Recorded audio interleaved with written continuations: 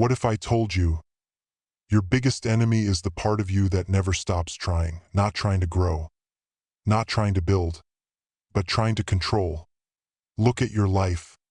All the pushing, the striving, the white-knuckled grip you keep around your goals, your image, your relationships. You're exhausted. But you can't stop, because you were taught that stopping means weakness. Letting go means giving up. Surrender means failure. But what if everything you've ever wanted, peace, power, clarity, was hidden in the exact opposite direction? What if you're not stuck because you're not trying hard enough? You're stuck because you're trying at all. That's the forbidden door, Alan. What dares you to open? The door you've ignored your whole life. Because what lies behind it is not safety, not structure, but freedom. And freedom terrifies people more than slavery ever could. Let me ask you this. When was the last time you truly let go? Not gave up, no, that's different. I mean released control. Dropped the rope. Trusted life to flow instead of damming it up with your fear. You don't even know, do you?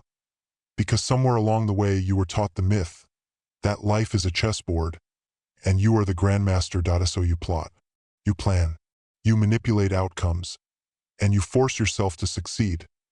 But let's tell the truth now. It's not success you're chasing. It's certainty. It's safety. It's the illusion that you're in control.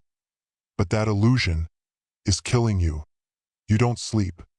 You can't breathe. You're not even present with the people you love, because you're always somewhere else, in a battle that never ends.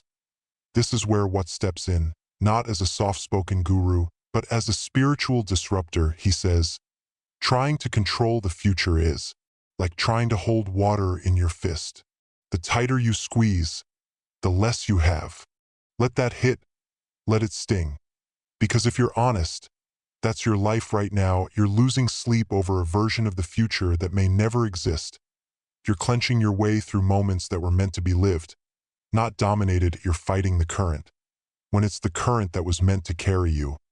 And here's the terrifying part. You think that if you stop fighting, everything will fall apart. But what if it's the fighting that's tearing your life to pieces? I'll show you.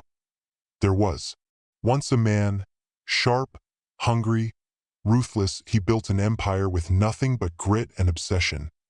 But every win came with a cost. Another sleepless night, another broken relationship, another piece of his soul left behind. One night, staring out the window of his penthouse, he said something strange to his reflection. I don't even know what I'm chasing anymore. I just know I can't stop. You feel that, don't you? That quiet voice at 2 a.m. The one that whispers, you've become a machine. You're not alive. You're just surviving. This is where the first truth hits hard. Truth number one. The more you force life, the more life resists you.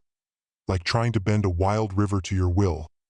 It doesn't matter how strong you are, you will drown. That's what Alan Watts meant when he said, muddy water is best cleared by leaving it alone. But you don't leave anything alone. You obsess. You interfere. You analyze every text, every silence, every delay, as if your control could rewrite destiny. You call it planning, you call it being proactive. But it's fear. And fear makes you cling. Cling to people. Cling to schedules. Cling to outcomes you can't guarantee. And so life becomes rigid, inflexible, unbearable, because what flows is alive, but what is forced breaks. Truth number two. Control is the most addictive illusion you'll ever taste. You crave it more than love, more than truth, because control feels like power. But it's not. It's a cage. You can decorate it, you can pretend you're free inside it, but deep down you know you're locked in. Think of the relationships you've ruined by trying to control them. Think of the moments you've missed because you were somewhere else, plotting the next one. Now think of the few times in your life you actually surrendered, when you stopped pushing and just trusted. Didn't it all unfold on its own?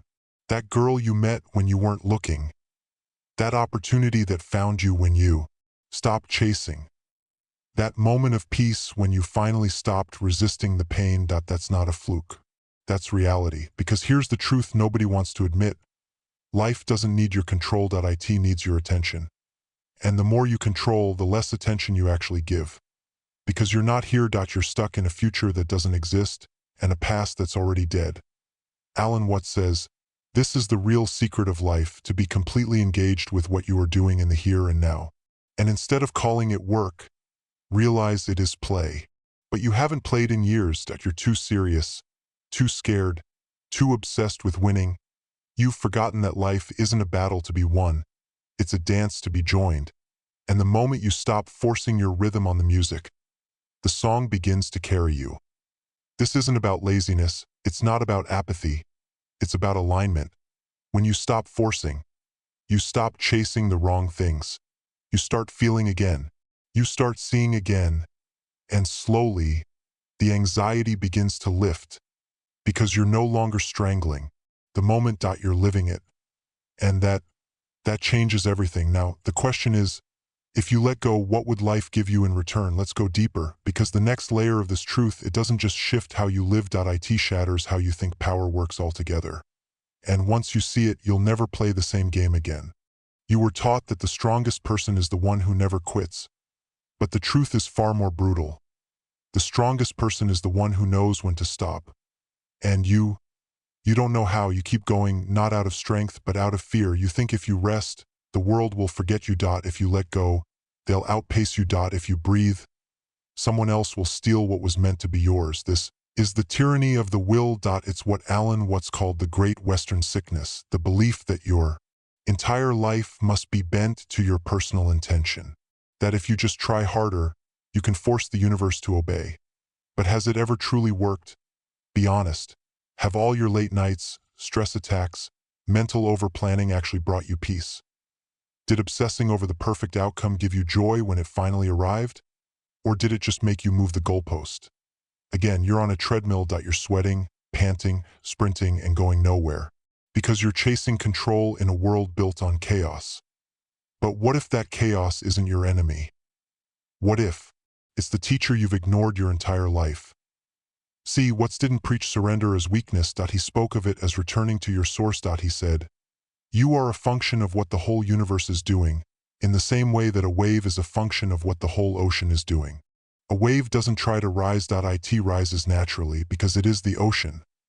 And you've forgotten you're part of something bigger. So you separate yourself. You call it ambition. You call it being different. But deep down, you feel it. That aching loneliness of a wave that thinks it's alone. You don't need more pressure. You need presence. Let me show you something real. There was a woman, brilliant, sharp, driven. Her name was Kara. CEO by 35. She had a team, a net worth, a future so bright it burned everyone around her. But one night, her father, quiet, old, dying, took her hand and said, when will you stop racing and start living? She smiled, nodded politely, then flew back to her apartment and broke down in tears.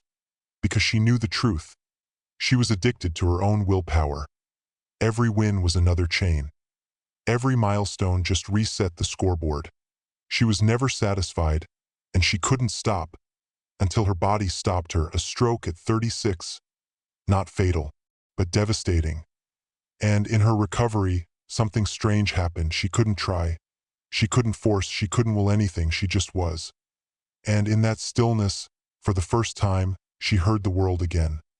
Birds, wind, her own breath. She felt the texture of time instead of sprinting past it, and slowly, she healed. Not just her body, but her mind. Because when the will dies, something deeper is allowed to rise. That's the hidden power Alan Watts points to. It's not the power of domination, it's the power of flow. The ability to move with the universe, not against it. Walk into rooms and let your presence shape the energy, without saying a word. Because when you stop trying to prove yourself, you begin to express yourself. That's what makes the difference between someone who is impressive and someone who is undeniable.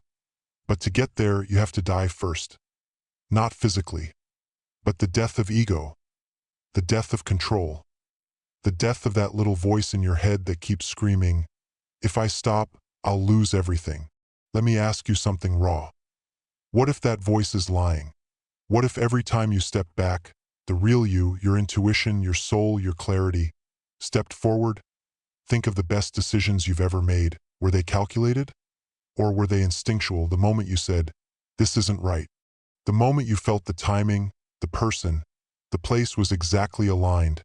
That wasn't logic. That wasn't overthinking. That was you in flow. That was life showing you something your plans could never predict. That's what we've forgotten. That the most powerful things in this world, lightning, love, genius, cannot be forced.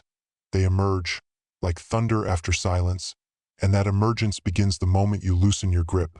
This is why Alan Watts compared life not to a journey, but to a piece of music. He said, "We thought of life by analogy with a journey, but we missed the point the whole way along.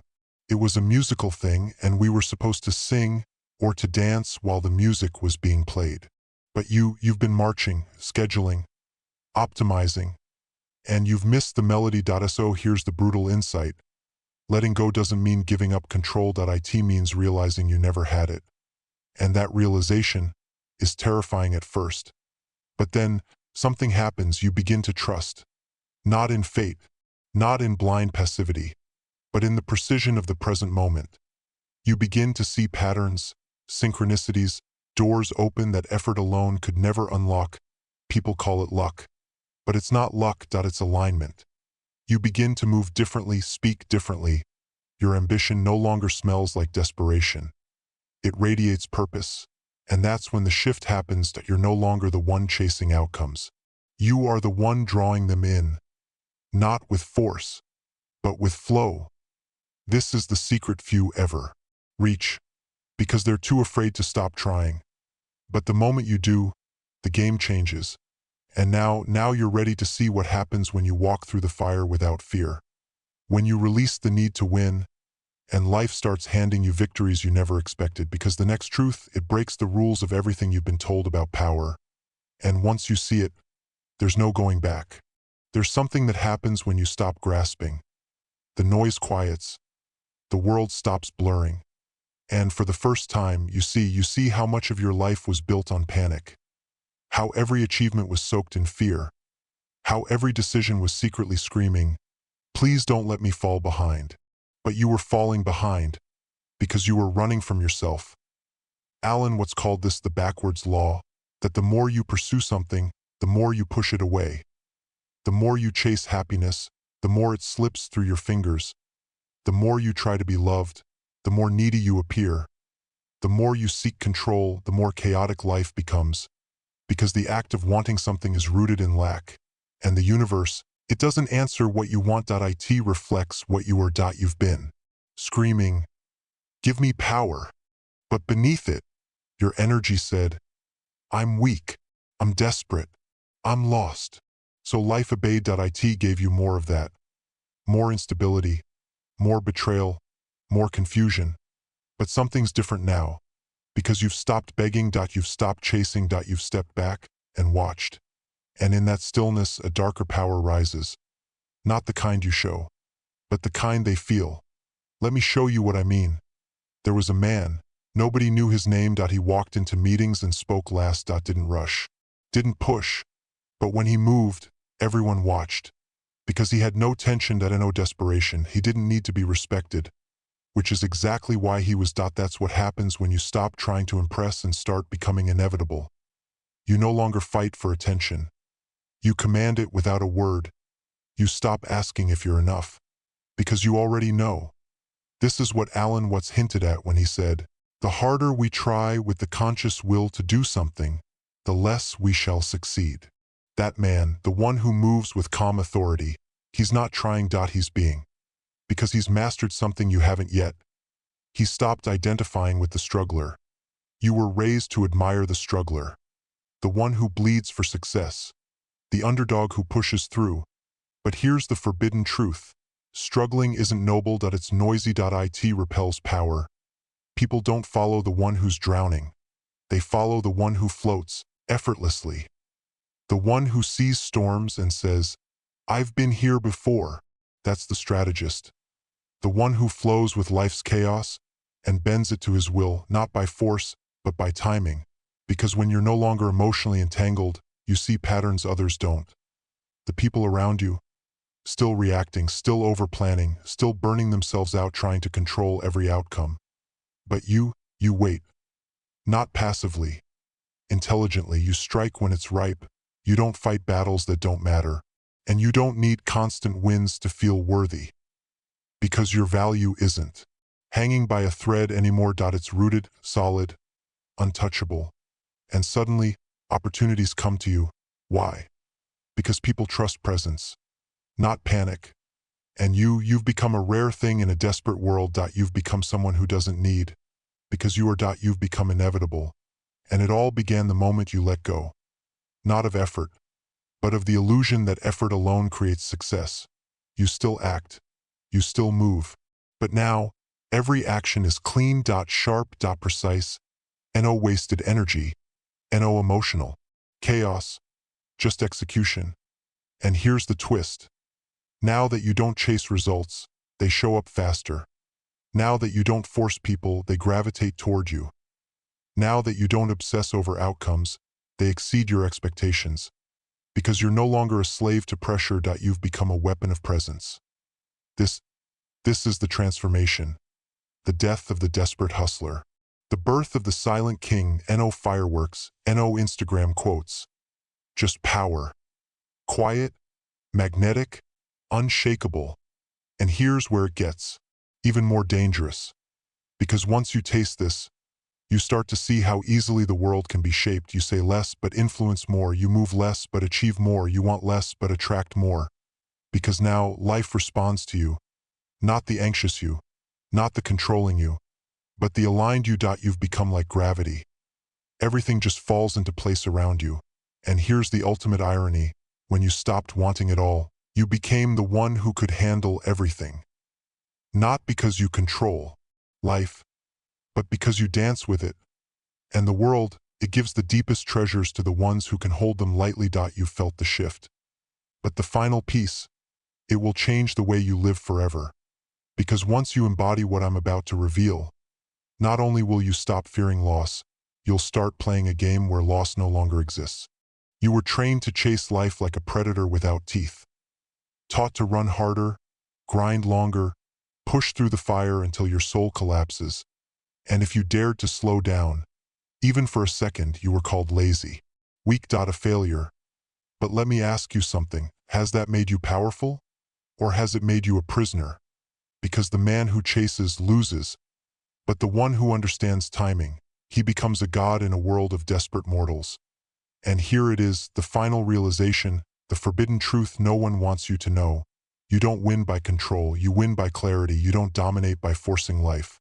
You dominate by seeing clearly, moving calmly, and acting with ruthless precision. You've spent years fearing that if you stopped fighting, you'd fall behind. That if you didn't force it, you'd lose it all. But the truth is far more dangerous and far more liberating. When you stop forcing life, you stop leaking power. And when you stop leaking power, you become dangerous in the best way. You become the one no one saw coming. The one who moves like a shadow and strikes like a storm. The one who walks into a room and doesn't have to speak, because his energy already did. You don't need to threaten. You don't need to beg. You don't even need to try. Because you've built a stillness that shakes people to their core. That is self-mastery. The ability to sit in the middle of chaos and remain untouched. People will wonder how you're so calm. How things seem to just work out for you. They'll call it luck. But you'll know better. Because this isn't luck. It's alignment. The moment you stopped forcing, you stopped resisting your own nature. You stopped swimming against the current and became the current. And from this place, life starts to make offers. Opportunities you didn't beg for. People you didn't chase. Breakthroughs you didn't even expect. Why? Because the world doesn't respond to what you say. It responds to what you are. And when you are whole, when you move without fear, without need, without the chains of desperation, life recognizes you as a true force. Look around, most people are stuck in a loop. Running on a treadmill of fear disguised as ambition. They're not creating, they're reacting. But you're no longer reacting. You're designing. You're not trying to make things happen. You're letting things reveal themselves, then moving with deadly clarity. And now, you've become untouchable. Because once you stop being afraid to lose, you gain everything. No one can manipulate you. No one can shake you. No one can hold anything over you. Because you don't chase, you don't cling, you don't need. And that, right there, is the most terrifying power of all. It's the power of detachment. Not apathy, not numbness, but disciplined stillness. The ability to care without needing. To love, without losing yourself. To build, without being enslaved by what you've built. Alan Watts said it like this: the only way to make sense out of change is to plunge into it, move with it, and join the dance. And now you understand, you were never meant to wrestle life.